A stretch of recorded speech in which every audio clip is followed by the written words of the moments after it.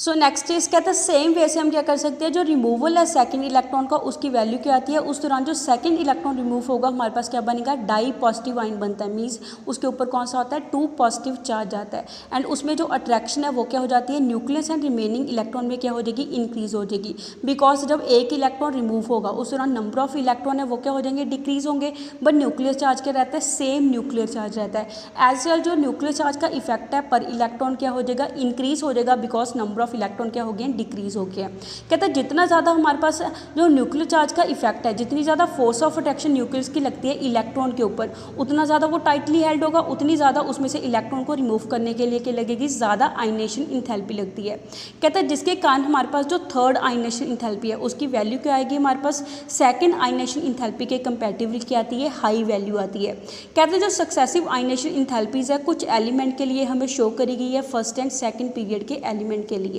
जैसे यहाँ पे हमें टेबल में शो हो रहा है helium, hydrogen, helium, lithium, beryllium, boron, carbon, nitrogen, oxygen, fluorine, neon, इन सभी की इलेक्ट्रॉनिक कन्फिग्रेशन दी है। ऑल्सो इनकी आयनेशन इंथैल्पीज की वैल्यू दी हुई है। कहता है यहाँ पे हमें क्या शो हो रहा है कि जो हमारे पास नेक्स्ट वाली जैसे जैसे सक्सेसिव हम आगे की तरफ को मूव करते हैं, जितने ज़्यादा नंबर ऑफ इलेक्ट्रॉन लूज करेंगे उतनी ज़्यादा जो आयनेशन इंथैल्पी है उसकी वैल्यू क्या हो रही है, हमारे पास इंक्रीज हो रही है।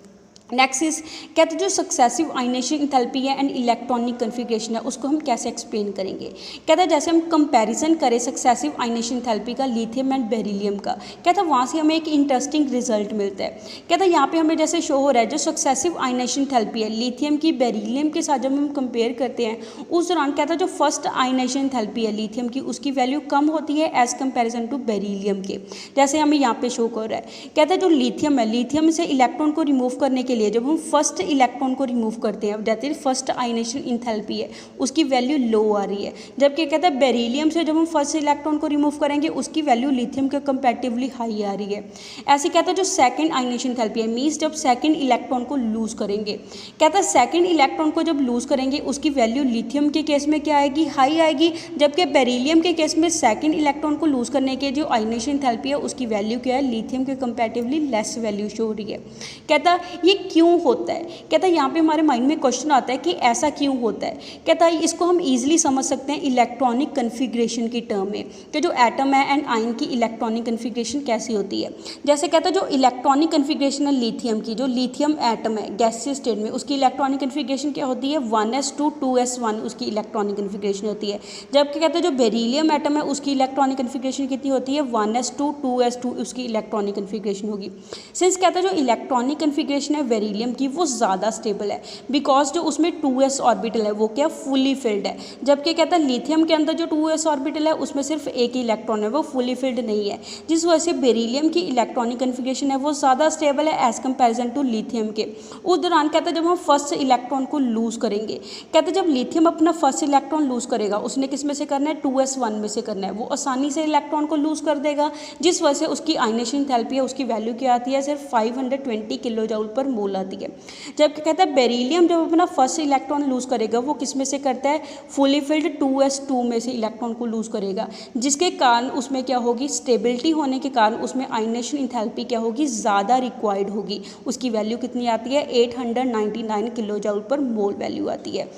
जो कि आती है लिथियम से ज़्यादा वैल्यू होगी। हैंस कहता है जो फर्स्ट आयनेशन इंथैल्पी है बेरिलियम की वो ज़्यादा होगी एज कंपैरिजन टू लिथियम की फर्स्ट आयनेशन इंथैल्पी के। कहता है जब दोनों क्या करते हैं अपना एक एक इलेक्ट्रॉन को लूज कर देते हैं, उस दौरान जो लिथियम जब अपना एक इलेक्ट्रॉन लूज करेगा, जैसे यहाँ पे हमें शो हो रहा है कि लिथियम ने हमारे पास जो फर्स्ट इलेक्ट्रॉन को लूज करा है उस दौरान उसकी आयनेशन इंथैल्पी लिथियम के टाइम की सिर्फ कितनी रहेगी है, 1s2 इलेक्ट्रॉनिक कन्फिग्रेशन रहेगी है। ऐसे कहता है जो बेरिलियम है, बेरिलियम जब अपना एक इलेक्ट्रॉन लूज करेगा वो क्या बनाएगा, बेरिलियम पॉजिटिव वाला केटाइन बना देता है, उसकी इलेक्ट्रॉनिक कन्फिग्रेशन कितनी आ जाएगी, 1s2 2s1 इलेक्ट्रॉनिक कन्फिग्रेशन आ जाएगी। कहता है यहाँ से हम दोनों में से जब हम सेकंड इलेक्ट्रॉन को लूज करेंगे, लिथियम केटाइन में से जब हम सेकंड इलेक्ट्रॉन को लूज करते हैं तो सेकंड इलेक्ट्रॉन किस में से लूज करना है, stable noble gas configuration, helium की स्टेबल नोबल गैस कन्फिग्रेशन से इलेक्ट्रॉन को लूज करना है, जिसके कारण जो सेकंड इलेक्ट्रॉन को लूज करने के लिए क्या लगेगी, ज़्यादा आयनेशन इंथैल्पी लगेगी, उसकी वैल्यू क्या आएगी, लिथियम डाई डाईवेलेंट आयन बनने के लिए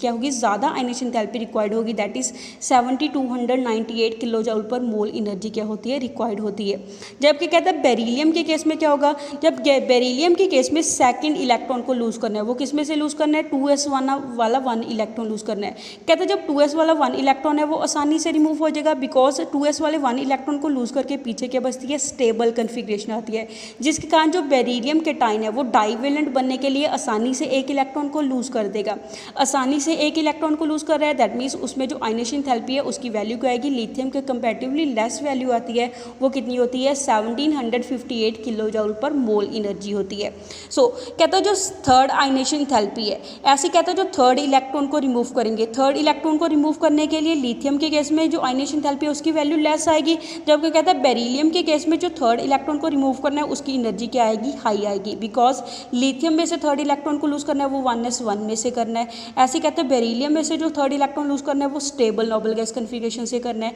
जिसके कारण जो थर्ड आयनेशन एंथैल्पी है वो भी इसी तरीके से क्या करेगी, वेरी करेगी। So that's all for today. Stay home, stay safe, thank you.